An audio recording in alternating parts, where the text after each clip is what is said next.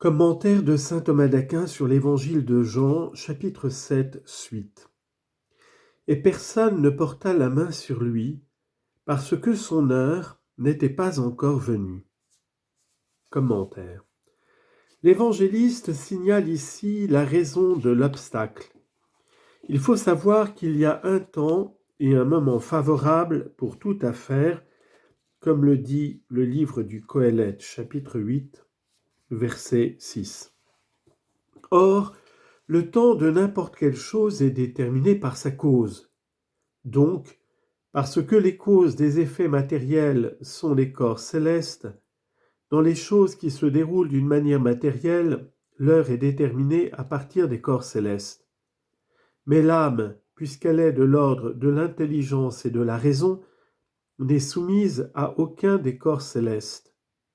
Et puisque selon ce principe elle transcende les causes temporelles, elle n'a pas d'heure déterminée par les corps célestes, mais par sa cause, c'est-à-dire Dieu, qui règle ce qu'il faut faire à quel moment.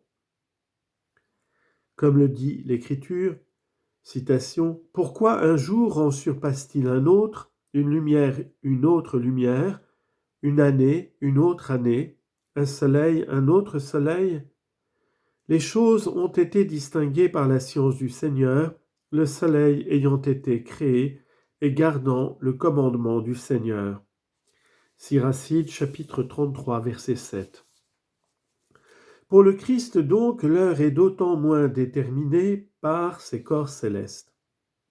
Ainsi donc, il ne faut pas comprendre son heure comme étant fixée par une nécessité du destin, mais déterminée d'avance par toute la Trinité, car comme le dit saint Augustin, il ne faut pas même le croire de toi, à plus forte raison de celui par qui tu as été fait. Si ton heure c'est sa volonté, à savoir celle de Dieu, quelle est son heure à lui, sinon sa volonté ? L'heure dont il a parlé n'est donc pas celle à laquelle serait contraint de mourir, selon celle à laquelle il serait contraint de mourir, mais celle où il daignerait être mis à mort. Citation, « Mon heure n'est pas encore venue, disait-il. » Jean chapitre 2, verset 4. Et encore, Jésus, sachant que son heure était venue de passer de ce monde au Père, Jean chapitre 13, verset 1. Mais parmi la foule, beaucoup crurent en lui, et ils disaient, « Le Christ, quand il sera venu, fera-t-il plus de signes que n'en fait celui-ci » Commentaire. L'évangéliste expose ici l'effet de l'enseignement du Christ sur les foules qui lui étaient acquises. Il montre d'abord leur foi. Parmi la foule, beaucoup crurent en lui. Il ne le dit pas des princes, des prêtres, parce que plus ils étaient pénétrés de leur importance, plus ils étaient éloignés de lui, et ainsi la sagesse n'avait pas sa place en eux, parce que, comme il est dit, là où est l'humilité, là est la sagesse. Proverbe chapitre 11, verset 2. Mais la foule, qui s'aperçut rapidement de sa propre maladie, connut sans retard le remède du Seigneur. Citation, « Tu as caché ces choses aux sages et aux prudents, et tu les as révélées aux tout-petits. » Matthieu chapitre 11, verset 25. Et à cause de cela, les humbles et les pauvres furent les premiers à se convertir au Christ. Citation, « Dieu a choisi ce qui dans le monde est sans naissance et méprisé, et ce qui n'est rien, pour détruire ce qui est quelque chose. » 1 Corinthiens chapitre 1, verset 28.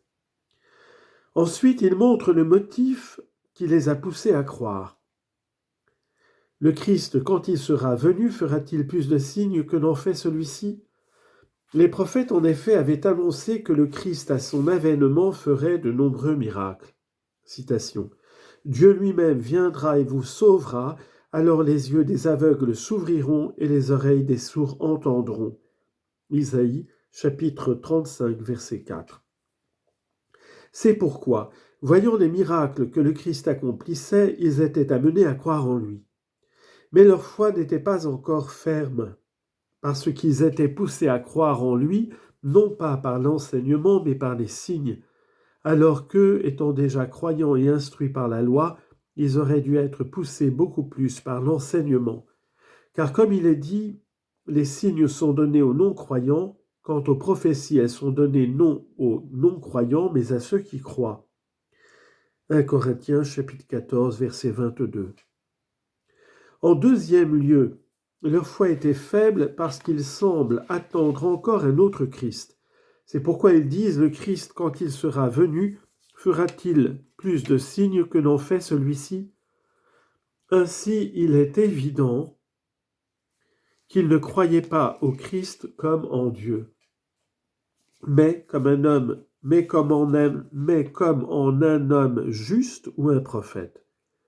Ou bien, selon saint Augustin, il raisonne ainsi, comme pour dire, on nous a promis que le Christ doit venir, mais il ne fera pas plus de signes que n'en fait celui-ci. Donc, ou bien celui-ci est le Christ, ou bien il y aura plusieurs Christ.